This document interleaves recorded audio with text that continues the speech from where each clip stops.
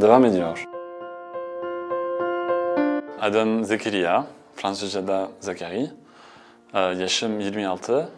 Paris'ten geliyorum. Türkiye'de 3 yıldan beriyim. Erasmus yaparak geldim Türkiye'de ilk önce. Sonra mezun olduktan sonra Türkiye'ye kalıcı olarak taşındım. Çok merak ettiğim bir ülke olduğu için Fransız olarak gelmeden önce Türkiye hakkında hiçbir şey bilmiyordum. Tarihi çok ilginç buldum. Bir de insanların yaşam tarzı bana çok ilginç geldi. İnsanlar çok canlı, çok misafirperver ve bir şekilde Fransızlara çok benziyor. Ve Türkiye'nin tarihi Fransa tarafından nasıl şekillendirildiğine bakınca çok şaşırdım. Türkçe'de ne kadar Fransız kelimenin olduğunu görünce çok şaşırdım. Türkiye'nin burjuvazisi Fransa'ya ne kadar baktığını fark edince çok şaşırdım. Cumhuriyet kurulurken Atatürk Fransız Cumhuriyeti'nden çok ilham aldı. Bunu hiç bilmiyordum.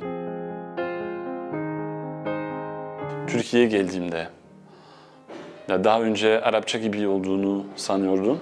Fransa'dan bakış açımız şu.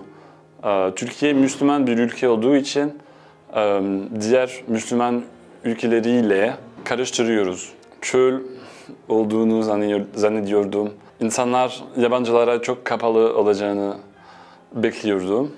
Hiç öyle olmadı. Türkçeyi ilk duyduğunda ne hissettin? İnsanları Türkçe konuşurken, görürken tartışıyorlarmış gibi hissettim. Çünkü hep elleriyle konuşuyor, kendini çok ifade ediyorlar ve duygularını ortaya çıkarıyorlar. Senin dikkatini çalışıyorlarmış gibi hissettim. Aslında Arapça yoksa gibi daha sert olacağını bekliyordum. Ama onu duyunca bana Fransızcayı çok hatırlattı. Çünkü nehir gibi akıyor. Kelimelerin içinde bir uyum var, harmoni var. Bana çok şiirsel geldi. Çünkü belirli bir ritmi var Türkçe dilin. Türkçeyi öğrenmek zor mu ve sen nasıl öğrendin? Türkçe çok kolay değil tabii. Fransız olarak çoğumuz İngilizce ya da İspanyolca ya da Almanca öğreniyor okulda. Türkçenin cümle düzeni çok farklı. Ama Türk kültürünü çok merak ettiğim için zor olmadı.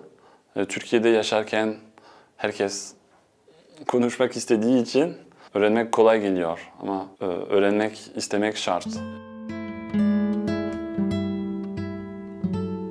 Türkler kendi hayatında daha az kontrol sağlamaya çalışıyorlar. Şeyleri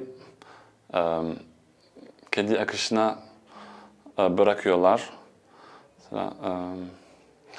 Hayatını daha spontane bir şekilde yaşıyorlar. Türkler çok duygusal. Mesela aşkın gücüne gerçekten inanıyorlar. Sadece faydacı bir bakış açısıyla bakmıyorlar ona. Mesela savaşta düşmüş şehitlerini anarken çok duygusallar. Kendini feda etmeye hazırlar sevdikleri için. Fransa'da öyle değil artık. Herkes sadece kendi zararlarını düşünüyor. Mesela sokakta insanlar müzik çaldıkları zaman çok seviniyorum. Herkes aynı şarkıyı söyledikleri zaman Türk kültürünü sevdiğimden farkındayım. Türkler her zaman birlikte olmaya çalışıyorlar.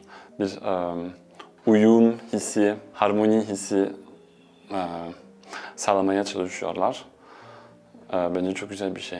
İstanbul'un kaosu bana komik geliyor. Çünkü her an her şey çıkabilir. Çok şaşırtıcı insanlarla tanıştım. Mesela bazı Türkler Fransız kültürünü, bazı Fransız sanatçıları benden daha iyi biliyor. Türkler ya da İstanbullular çok meraklılar.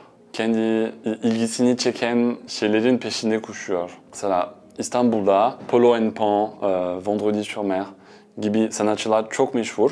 Fransa'da o kadar meşhur değiller.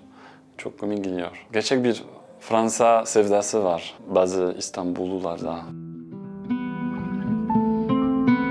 3 yıl önce Türkiye'yi daha keşfederken bir tur atmıştım. Anadolu turu. İlk önce Adana, sonra Mersin'e gitmiştim. Sonra Konya'ya vardım. Akşam saatlerine doğru varmıştım. Otel arıyordum ama gideceğim otel kapalıydı.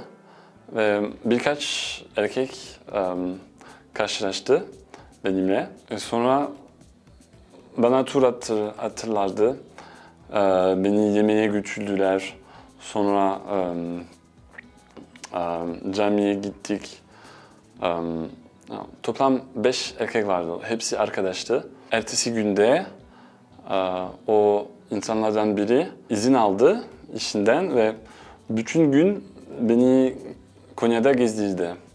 Mesela Mevlana'nın türbesini gittik. Her yeri gördük. İslam'ın ne kadar önemli bir rol oynadığını gördüm hayatında. Bambaşka bir hayat tarzı vardı. Mesela laik İstanbullulara göre. Hiçbir şey saymıyorlardı. Her şeyi vermeye hazırlardı. Çok güzel deneyim oldu. Boğaziçi'nde okurken klasik korosuna katılmıştım. Beni almışlardı sesimi sevdikleri için. 2 ay boyunca katıldım toplantılara ama bir ara sonra gitmeye vaktim olmamaya başladı ve ayrılmaya karar verdim. Ama ayrılmak istediğimde çok üzüldüler ve bana biraz tepki verdiler. Hoşuna hiç gitmedi kararım. O zaman biraz sert bir şekilde dışlandım. Hain olmuşum gibi. Anlatabildim mi? Türkler daha kolektif bir şekilde düşünüyor. Her zaman biz olarak düşünüyorlar. Ben mesela Cihangir'de yaşıyorum ve Cihangir'de yaşayan insanlar, yabancılar özellikle daha bireysel bir şekilde düşünebilir. Türkler her zaman biriyle bağlantı kurmaya hazır. Bence Türkleri ayıran şey kesinlikle bu, Avrupalılara göre. Türkler her zaman kendinden ibaret düşünmüyorlar. Dünyaya nasıl değer kattıklarını düşünüyor, sevdiklerine nasıl hizmet verebildiklerini düşünüyor. Hareketlerin anlamını gerçekten anlamaya çalışıyor. İngilizce'de transcendence denir. Her şeyin öbürüne bakmaya çalışıyorlar. Bazen ortam çok gürültülü olabilir. Bazen tek başına kalmak gerektiğinde kendine zaman ayırmak zor olabilir.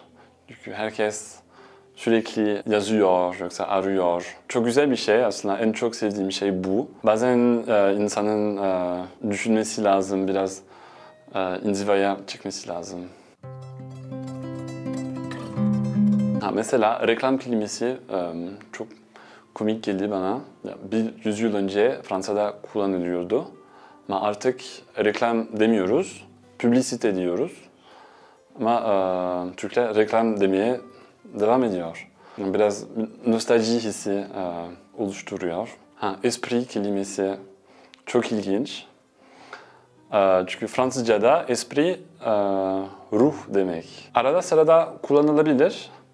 Faire de l'esprit, esprit yapmak aynı şekilde söyleniyor ve Türk mizahıyla ilgili çok şey öğretiyor o kelime. Çünkü sadece şaka yapmak değil, aslında şeyleri ikinci derecede tarif etmek anlamına geliyor bana. Gerçeği biraz daha fazla mesafeyle görmek demek. En güzel örneklerden biri bence. En çok sevdiğim kelime hasret.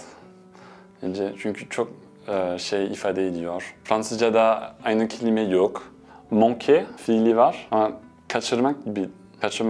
kaçırmak anlamına geliyor. Mesela meyhane yoksa rakı balık şarkılarında çok bulunuyor. Ve herkesin hissettiği bir hissi ifade ediyor hasret. Ben de aslında hissediyordum ama o kelimeyi duymadan önce ne demek olduğunu bilmiyordum aslında. Türkçe'de söyleyemediğim kelimeler Arapça kökenli kelimelerdir. Birbirine çok benziyorlar. Mesela tahammül, taahhüt. Bence onlar çok zor. İhtimal, ihbar, ihmar, inkar. Kim izleyeceğini bilmiyorum. Umarım güzel şeyler söyledim. Bu görüşmeye çok fazla hazırlamamıştım. Ama bence Türkiye'nin güzel bir geleceği olacak. Çünkü insanları çok cömert, cesur, adanmış. Beni en çok etkileyen faktörler bu. Bu yüzden Türkiye'de kalmayı düşünüyorum.